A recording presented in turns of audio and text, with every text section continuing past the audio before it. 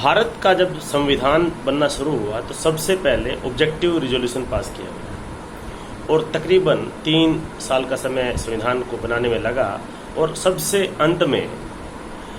जो preamble of constitution है उसको अडॉप्ट किया गया। उसके बाद जब संविधान की यात्रा शुरू हुई तो इन री बेरुबरी के केस में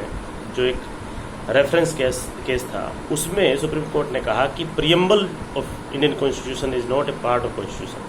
कि जो संविधान की प्रस्तावना है वो संविधान का भाग नहीं है। लेकिन उसके कुछ वर्षों बाद Kesavananda Bharati versus state of Kerala का जो 13 जजेस की जो बेंच थी और सबसे बड़ी बेंच अभी तक की सुप्रीम कोर्ट में बनी है, उसमें कहा गया था कि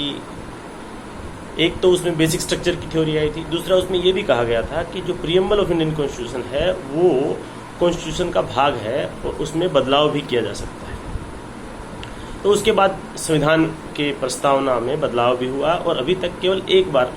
प्रीएम्बल में जो है बदलाव हुआ है। वो जब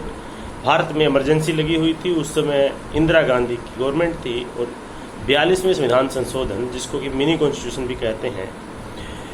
उसमें जब बदलाव किया गया भारतीय संविधान में उस समय 42वें संविधान संशोधन में, तो उस समय प्रस्तावना में भी कुछ शब्द जोड़े गए। जो ऊपर जोड़े गए उसमें सोशलिस्ट और सेकुलर ये 2 शब्द जोड़े गए।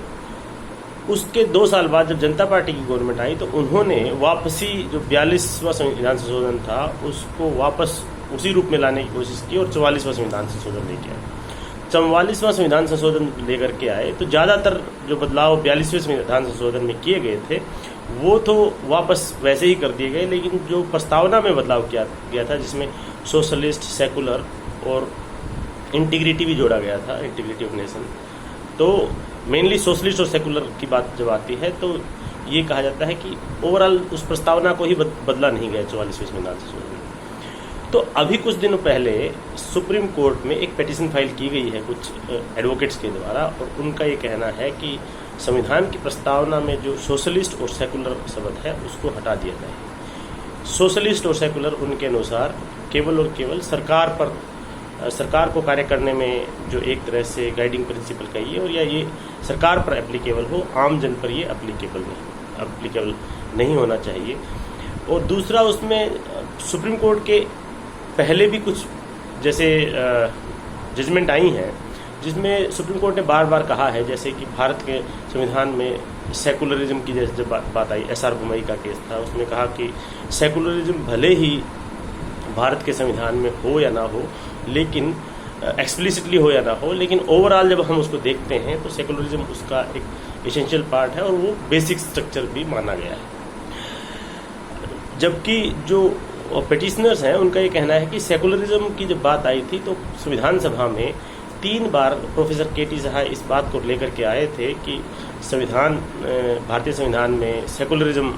या सेकुलर शब्द जोड़ा जाए, लेकिन तीनों बार उनका प्रस्ताव निरस्त हो गया।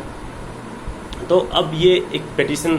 सुप्रीम कोर्ट में आई है, इस पर सुप्रीम कोर्ट क्या कहता है ये आने वाले दिनों में पता चलेगा और जैसे ही जो अपडेट होगी हम आपके साथ शेयर करेंगे। धन्यवाद।